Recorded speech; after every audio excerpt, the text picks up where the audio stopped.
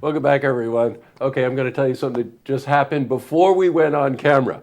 When we do a mic check, we count down from 5. So in the control room, they can get a level on the meter there. And Jim Amell, who's the director of Marvin Company, the leading CPA firm in our region, we asked him to count down from 5. He says, I can't count down, I can only count up. That's a great way to start a Monday, by the way. Yes. Welcome back, Jim. Thank you, Jesse. It's very nice to have you here. With so much going on globally with Great Britain leaving the Eurozone, I know we're not a world news organization, but one thing that's very important to us is that anything that happens globally that might have an effect on our region, I'm always interested in getting advice from experts. So we asked Jim to come in just to kind of help frame this for all of us that might be interested in knowing a little bit more about the Eurozone and also knowing a little bit more about how that might potentially affect the business sectors in our community. First, the Eurozone, Great Britain decides to leave. Correct. What is that about? Well, it was prompted by some discontent in England over the state of affairs in England, and they called a vote, and obviously the citizens voted to leave the EU. Mm-hmm. So that is their membership. They're part of that joint organization is now going to be severed. No one expected that? I don't believe so. I think they even had odds again, and the odds were, and the polls said no, it's going to be close, but it's not going to happen. So yes, it really did come as a surprise. There were a lot of benefits to being a member of the Eurozone. Oh yeah. What would you say were the top 2? Probably the top 2 are easier trade, free trade amongst the EU members, and being part of that large European economy that is one of the global forces of the world. Mm-hmm. So, when you talk about that, the Eurozone as a collective unit has trading preferences because they trade as a block. Correct. So, power in numbers, all of that. And then the ease of access. I've heard from friends of mine that, getting through the different member countries was a heck of a lot easier because of the Eurozone. Part of the problem in Great Britain was immigration, which is a very emotional issue. Some of the things that I've been reading and hearing have said that, had it been evaluated strictly on a monetary basis and not an emotional basis, it might not have gone through. Oh yeah, I doubt it would have, but there was, a lot of, campaigns and probably misinformation or incomplete information, and the population heard the sound bites, and that's what they acted on. Like you said, very emotional versus rational reasons for doing this. I've heard this morning that there's some buyer beware.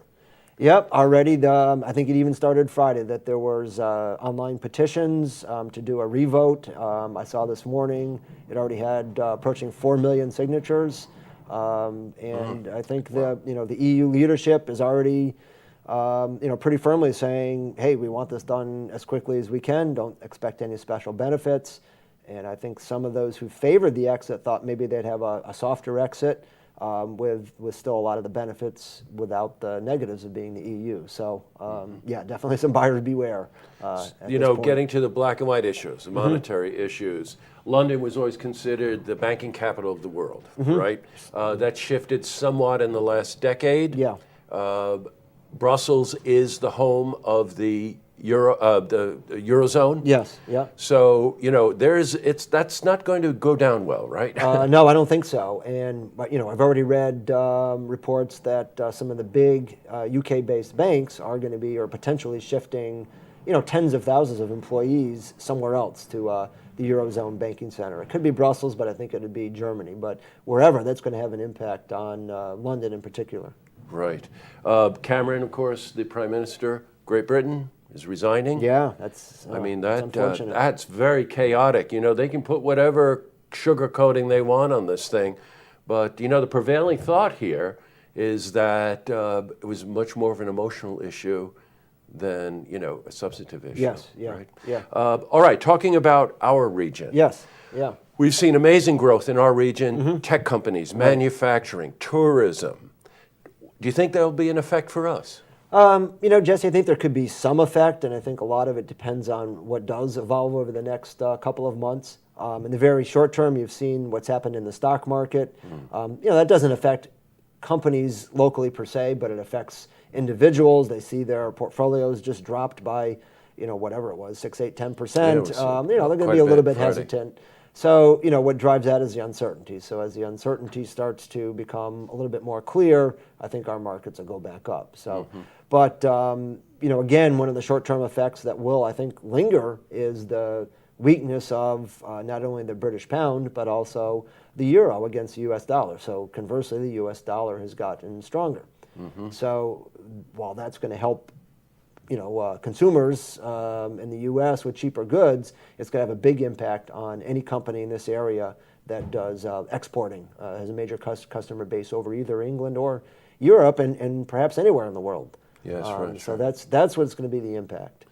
It's not by happenstance that one of the major tech companies is called Global Foundries. Yeah, We're in a global economy for sure. Then you take all of the companies that are invested in our region, around the Albany area, up here in Malta, and starting to move north.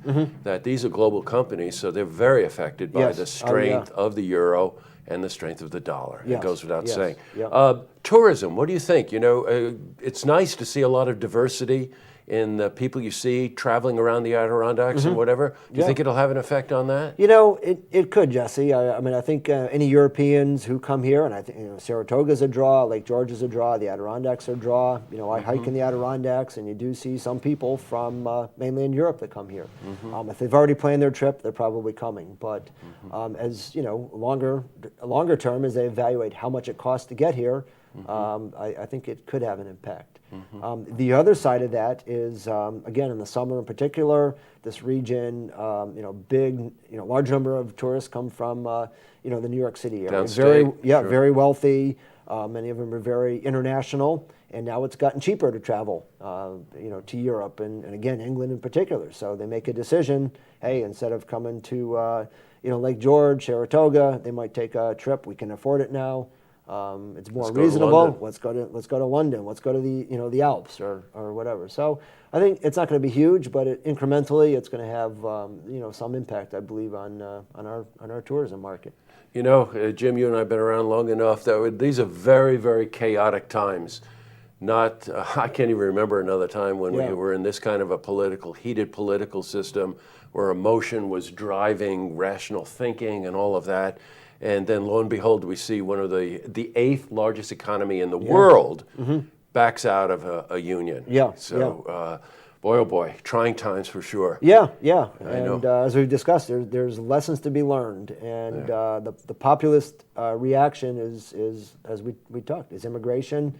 The problem isn't immigration. It's the weakness in the countries where they're immigrating from. So, a strong world, that can suppress these type of things or react more timely, can make a difference. Yeah, for sure. And it's the regulation. It's the Brits were reacting and responding to the regulation or perceived over-regulation from Brussels. Some people think we've got the same thing here in the U.S. That's with right. the political class and bureaucrats. So yes, absolutely. There's lessons. Well, let's hope that we learn. I don't like the phrase. I don't count on it. History repeats itself. I don't like that phrase. Well, Jim, thank you very much for coming in and giving us your perspective on all of this. All right. Okay. To see this interview again, you can head to our website, looktvonline.com.